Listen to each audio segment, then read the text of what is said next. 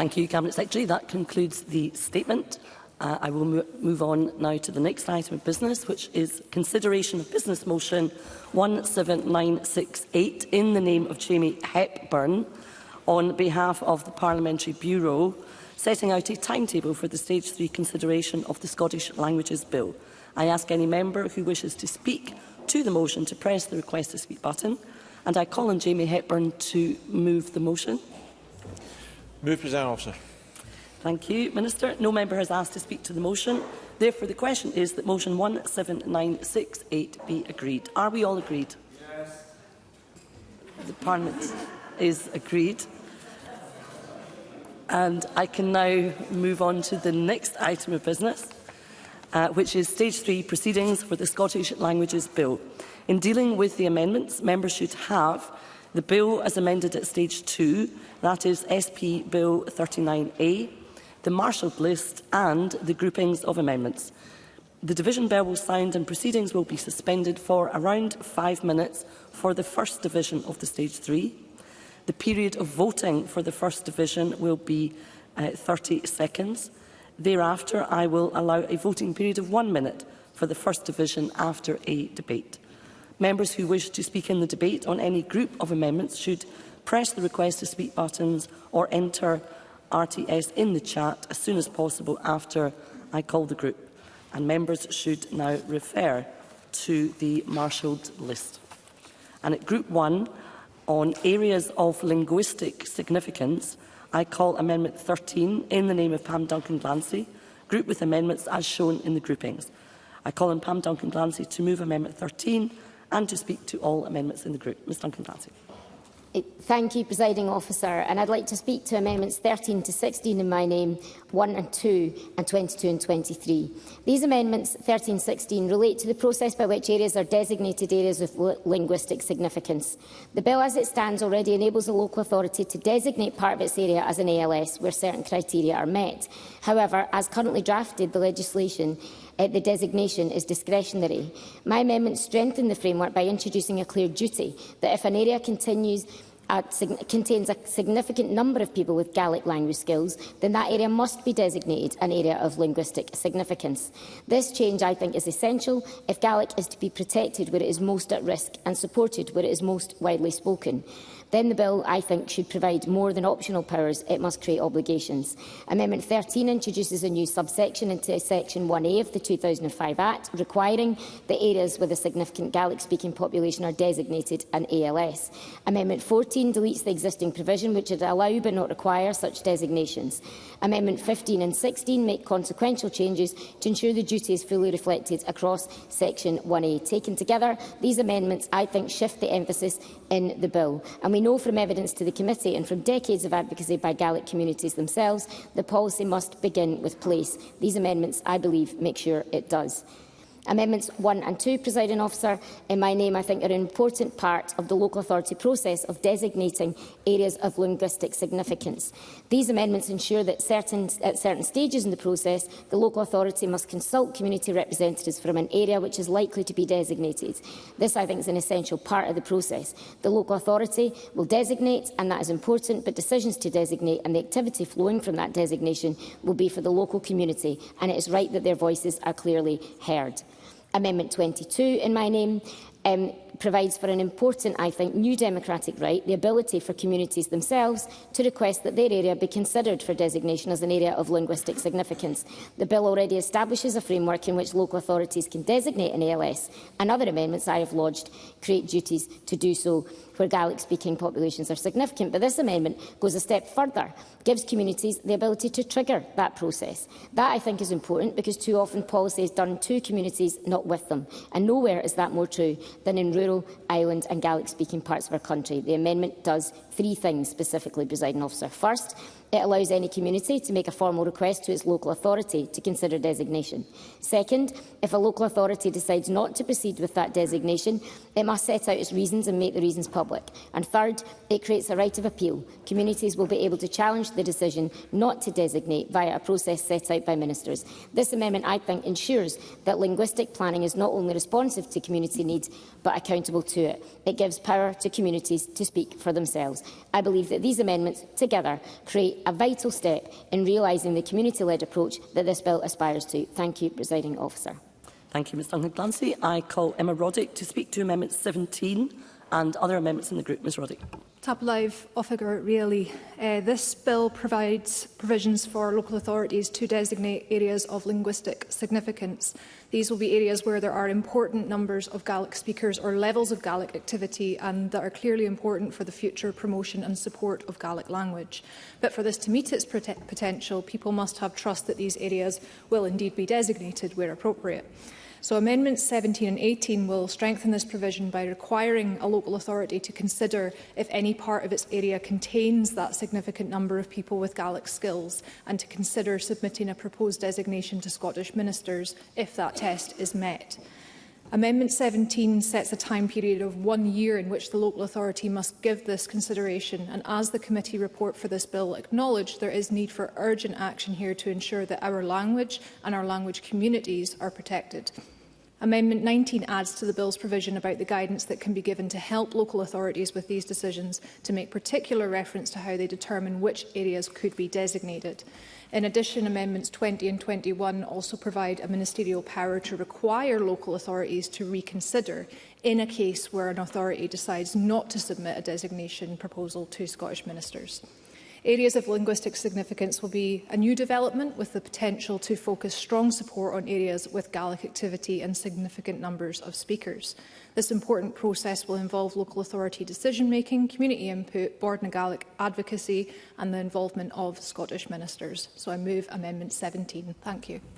Thank you, Ms Roddick. I now call on Ross Greer to speak to Amendment 65 and other amendments in the group. Mr Greer. Fescamath, Presiding Officer. Amendment 65 requires local authorities to develop local Gaelic plans for the designated areas of linguistic significance in consultation with the community, the board and other stakeholders. It's somewhat equivalent to provision 14, which requires the board to lead on preparation of a community language plan. But this amendment comes from concerns that the board isn't democratically accountable like local authorities are, and that the link between the local plan that they would produce for the ALS and the council-wide Gaelic language plan is not clear or strong enough. Currently, the local plan must have regard to the council-wide Gaelic language plan, but not the other way around. The alternative way to achieve this, though, would be for ministers to set out clearly in the statutory guidance that the council's Gaelic language plan must include specific provisions for each area of linguistic significance within their geographical remit, i.e. that the community plans, as set out currently in point 14, should effectively form part of the council's overall Gaelic language plan, even though those community plans would not originate from the council itself. My concern at the moment is the lack of a sufficient connection between the council-wide Gaelic language plan and the community plans for each area of linguistic significance, which wouldn't themselves, as I said, be produced by the council. They would be produced by the board in consultation, you would hope, with the council and, of course, with the local community. So if the Cabinet Secretary could confirm that this will be addressed in the statutory guidance, i.e. that the community plan should form part of the council's overall Gaelic language plan, even though the council themselves are not leading on that community plan, I think that would probably be sufficient for me not to press this amendment. Thank you. Thank you, Mr Greer. I call on the Deputy First Minister. Presiding Officer, and although this is a slightly longer section and my remarks will therefore be longer than perhaps for the other groups, I think it's quite appropriate that we start our debate this afternoon with the areas of linguistic significance, because it remains one of the most significant elements of the bill, and it's good to start with this. I think the second thing to welcome is the level of interest and the lively debates that we've had in the run-up to this afternoon's debate, and I'm particularly grateful for the amendments that have been lodged by colleagues in other parties, because it does prompt a bit of debate, which is no bad thing. On Pam Duncan-Glancy's amendments 13, 14, 15 and 16, I have some reservations because of the combination of a compulsory duty and the absence of sufficient detail on which areas this duty applies, and that means I am unable to support those amendments. This amendment would lead to a measure of confusion for communities and local authorities. It might be implemented in impractical and unhelpful ways. This is an area that we have grappled with quite extensively. Yes, I will. Pam Duncan-Glancy. I thank the Deputy First Minister for taking that intervention. Could Could she set out which parts of it are unclear? Because my understanding is that it is quite clear. It creates a very specific definition about the numbers of people who speak Gaelic in a particular area. So which parts of it are not clear? Deputy First Minister. I thank the member for that question because it's a helpful cue on which to proceed. The requirement does not specify the size nor the type of area which would be subject to mandatory designation. And this is an area that we grappled with quite significantly in the run-up to the government lodging amendments, because I was very keen to explore all possibilities in this regard. It would not be clear which area or areas must be designated. For example, if the requirement fell on a local authority, then only one area of linguistic significance would be designated in Scotland. So if it applied to electoral wards, then only Skye would be added to that one authority. If it applied to census output areas, which are obviously smaller in nature, then a number of very small areas would also be designated, which would probably be artificially small. And so either way, it would be impractical. For example, some districts in small towns would be designated, but some not in the same town. And also some small output areas and islands would be designated, but not the entire island.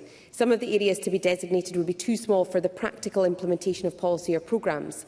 So stepping away from census area issues, there are also unhelpful implications for other provisions. The amendment reduces the involvement and the ownership of authorities, communities and Bord na Gaelic.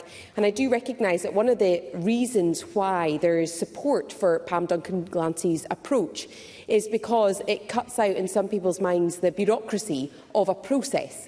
Some of the feedback I got when engaging with local authorities and others was that the process actually is quite important for bringing people with them, although I know Pam Duncan-Glancy alluded to that in her comments too. So the compulsory and undefined nature of the duty could possibly result in fewer areas being designated. There would be a measure of confusion about the size of the area, and it would remove involvement of those who would be closest to the process and for whom this would make a difference. Intervention on that point. I thank the Deputy First Minister for taking that intervention. I'm not sure I entirely agree about the confusion, given that part of the most important part of the change here is that the bill already says that you may designate an area. So the same area that the bill refers to as in may designate is the area that I'm suggesting in my amendment you must designate. The difference is that I'm saying if that area contains enough Gaelic language speakers, then you have to designate it. So I don't understand why I'm not redrawing that size. It's the same size as the government's version in the current bill. Deputy First Minister. Yes, but the fact that it would be must and require sort of a mandatory obligation to designate it leads to huge questions as to whether or not that statutory duty has been met or not in particular different areas. So with a process that is set out through the May, we have set out clear expectations for where a local authority may, or where an area of linguistic significance may be designated. It's an iterative process, there's consultation, there's a responsiveness. She will know that there are a number of obligations, so it could be an area in which significant activity relating to the Gaelic language takes place, an area in which teaching and learning by means of the Gaelic language is provided, an area which is historically connected with the use of Gaelic, and an area where there is that 20% figure. When you turn that into a must, it's very difficult to determine if that statutory duty has indeed been met because of the obligation to ensure that it has the criteria for a must is much higher than for may, where there would be an iterative consultation process. Now, she will know, and for the benefit of other people in the chamber, this is an area that I grappled with quite extensively. We engaged in, because I was quite drawn to the proposal that she has set out today, and it is in the implementation of it that we essentially came to the conclusion that legally, if the statutory duty is that it must be designated, and yet there are some grey areas on what exactly needs to be designated, then it is going to create a legal challenge, a significant legal challenge. I appreciate she disagrees with that and she's going to intervene again, and I'm very happy to take that intervention. I thank the Deputy First Minister for taking the intervention. What process then does the Deputy First Minister think there is then for people who believe their area should be designated, but because the legislation says it only may go to be designated, what process has the community got to challenge that? And I'm actually just coming on to the other amendments. She will know that there are a number of amendments in the legislation, in today's debate, which are essentially strengthening the provision.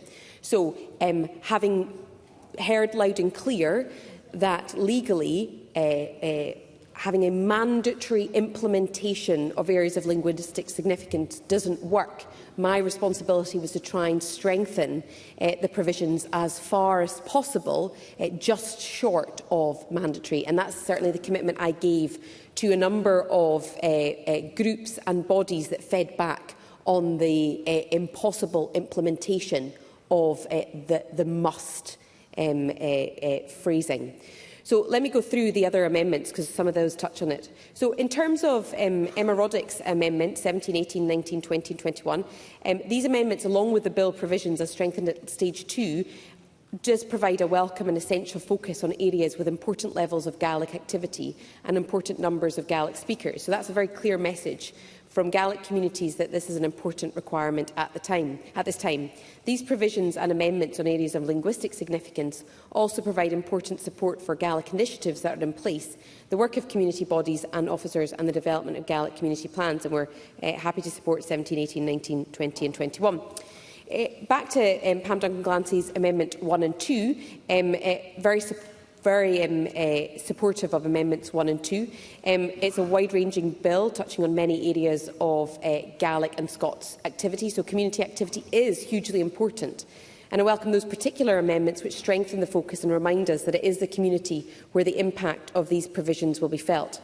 These amendments will also sit well with the bill provision whereby Bord na Gaelic can ask a local authority to consider designation if the board considers there is evidence of demand from those living in a local authority area.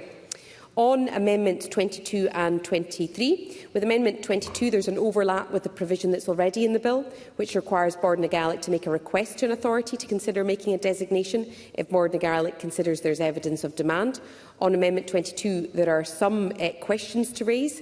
In the first place, the definition of community is very broad, and also there could be questions about exactly what the area is for the requested designation, as we've touched on already. The community request could be based on areas that were not recognised census areas, and relevant information on Gaelic skills would not be available, or the area requested could be too small for the practical implementation of programmes. At the same time, it would not be appropriate for a community group to request designation of the entire authority if they only live in one part of the local authority. So, for example, people living in Skye cannot request that the entire Highland Council area should be designated as an area of linguistic significance. So it's difficult to understand how this would work with the standards and requirements to be made by regulation.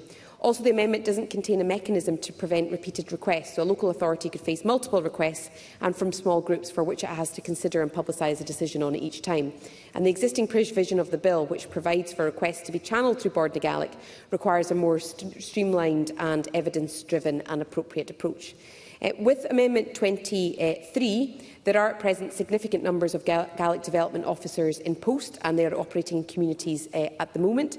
Bord na Gaelic were, for the start of the current financial year, provided with £500,000 to support the Gaelic Development Officer Scheme, and a separate funding package also in the region of £500,000 to ensure that key Gaelic bodies had increased investment.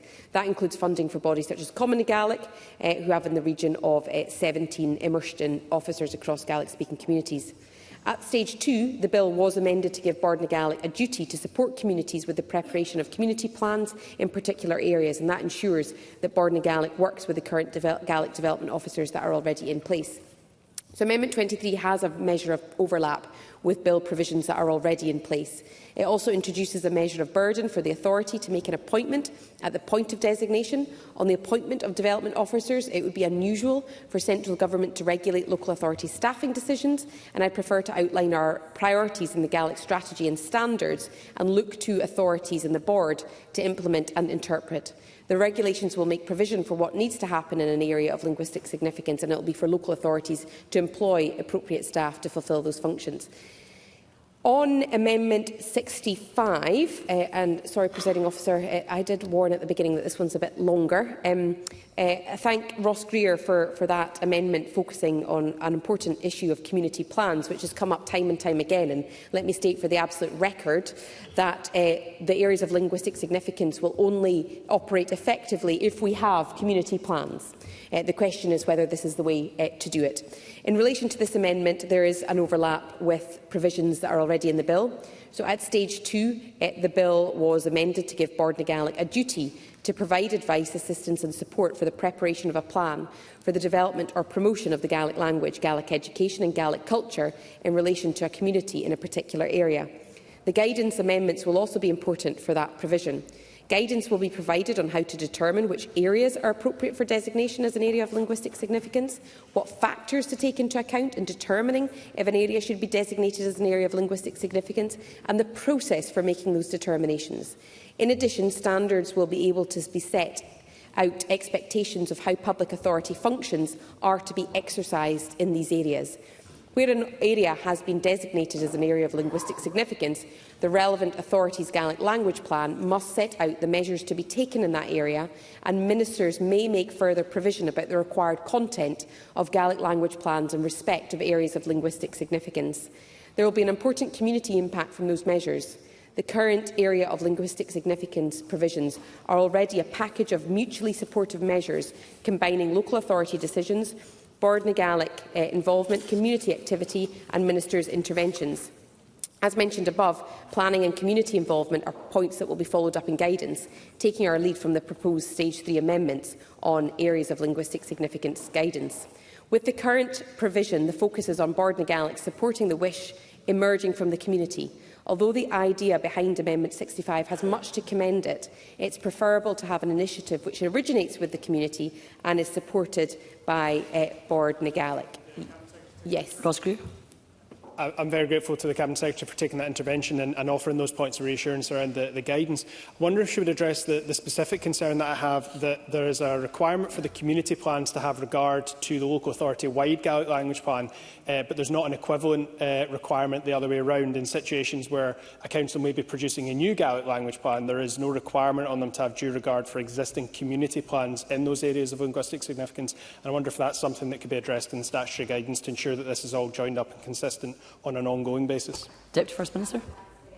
A very fair point, because one of the criticisms has been made that there's a lot of duplication and overlap, and actually, if you believe in grassroots community work, then I think it should start with the community. So we will take that into account, and I'm happy to also express my desire to consult extensively with relevant bodies and other members on the substance of the guidance. I would recognise the importance of local authority support at every level, but with Amendment 65 there is a measure of overlap, as I've said. I want to come back to Pam Duncan-Glancy's question on what we are doing then, if not her amendments. And I mentioned the fact that we have concerns around the obligatory, mandatory implementation of areas of linguistic significance without the detail. I should also add, of course, in terms of data, we have the census data, and the census data goes to output. There's output areas, of course, but that at the moment is the main source of our data around how you would know whether or not you are meeting that obligation of people with Gaelic skills. So the approach that we've taken in how an area can determine, and the sort of two backstops which strengthen the provisions, is that a local authority can designate, of course, if an area falls within the certain descriptions which we've covered. And the second element to this is that if the local authority doesn't proceed then Bordnagalit can also then request the local authority to consider making a designation. And if Bordnagalit makes this request, it can do so on the evidence of demand for designation from those residing in the authority's area. So it's essentially a referral from the community who are unhappy that a designation hasn't proceeded. That goes to Bordnagalit, and Bordnagalit can then request the local authority to do that. If the authority doesn't submit a proposed designation, the local authority must publicise the decision and the reasons for making it. So there has to be an upfront publication of the reasons why they are not proceeding. The third backstop is that if a local authority doesn't submit a proposed designation, then Scottish ministers may require the local authority to reconsider the decision, and a local authority must submit a proposed designation or confirm its original decision and notify ministers of the reasons for its decision. I have, in the debates around whether or not we should move to an obligatory state rather than the may wording, I have consulted with the Western Isles Council, Highland Council and Argyll and Bute Council in particular to get their views on matters, and there was a range of views, but the thing I would say is that all of them were very keen on proceeding at pace with designation. And all of them expressed to me that they have very different geographical and demographic spreads. So, for example, in Argyll and Bute, you have the obvious case where it wouldn't be obvious to designate an entire ward because you have multiple islands in one ward. So it would make more sense to cover an island that rather than a ward. I've already referenced in Highland Council that Skye would be an obvious contender. And in the Western Isles, arguably, each part of the Western Isles could be designated. And there was certainly an appetite from all local authorities. So if her primary concern is my primary concern, which is the pace at which this will be implemented, I certainly heard reassurance from the local authorities that they want to move at pace, but they stress the importance of an iterative process and engaging with the community and ensuring that the size matches what the community want. Because I think all of us are aware that to proceed with something that the community doesn't work because it is the wrong size and either too big or too small may create more challenges. So I hugely respect the work that she's done. I share her sentiment. And I'm just struck by the challenges, the operational challenges in implementing it. And so I think, Presiding Officer, you'll be delighted to know that concludes my comments. Thank you, Deputy First Minister. And I call on Pam Duncan-Clancy to wind up and to press or withdraw Amendment 13. Thank you, Presiding Officer. And I've listened carefully to the Deputy First Minister's comments, including on the three specific backstops that have been highlighted in the bill. I would argue, though, that those backstops suggest that there is already a sense of a provision, but what my amendments do make it much clearer that communities are at the heart of that decision-making process. So rather than they may be consulted, they must be consulted, that there is a community request, and if the community request is denied, there's a publication as to why that's been denied. And on the role of officer, I think I heard again what the Deputy First Minister said about the officer through Bordnagalit, but what my amendment seeks to do here is to make sure that in areas that are designated, there is somebody there to help them from the grassroots, build and sustain the community, because as we know, much has been said about whether this bill will achieve the difference that we need to see in Gaelic-speaking communities across Scotland for the Gaelic language to survive. To make sure that that does, there has to be that support for communities on the ground. And so I still think the position in Amendment 23 is really important. And so at this stage, I do intend to press the amendments. And, Presiding Officer, I move Amendment 13 in my name.